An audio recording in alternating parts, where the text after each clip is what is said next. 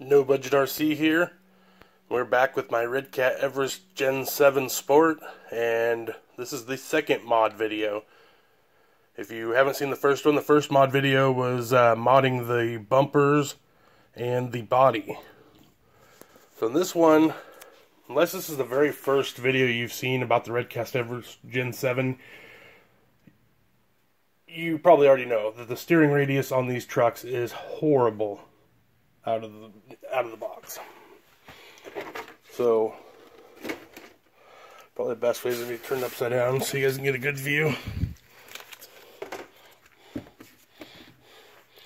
And the issue with them out of the box, which I'm sure you guys already know, but there might be a few people watching this that don't already know, is right here on this knuckle.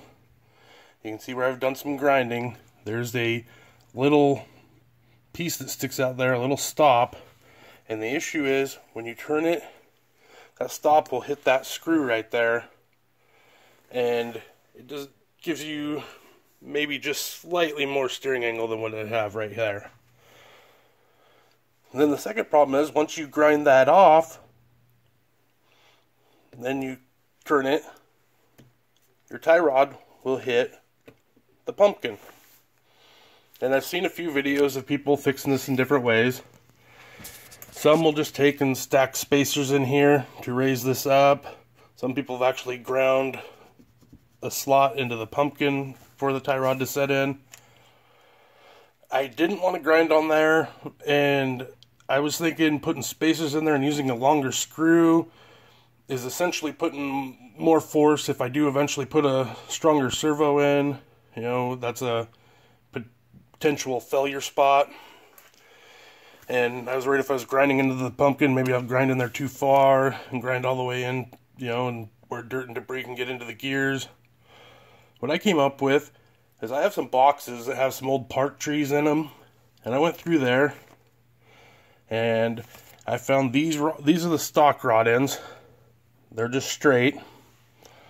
And I found these bit rod ends for an Axial vehicle. And it so turns out they are like the perfect length. And that is the factory tie rod in there. All I replaced was the ends, and they are off of this parts tree. And there you go. There's the number on the parts tree, AX80005. And those Axial rod ends, put those on there. I can crank this thing all the way to where it still touches that screw with now that it's ground off. And I still have just a little bit of space. It's kind of hard to see in there, but there you can see. Just a little bit of space. I'm not hitting the pumpkin, and I am hitting right there with that ground off. And that gives you a whole lot more turning radius than what you had factory. So that was the way I dealt with it. Again, that's the number, AX80005, in case anyone's wanting to do the same mod. And I'm pretty happy with the turning radius. It still has the stock Hexfly servo in there. If you watched the first mod video I did, you'll know I have not even run this yet. The transmitter is still inside the box, still sealed. I wanted to get these mods done. I watched some videos of this truck before I actually received it, and wanted to get these mods done before I ever even ran it.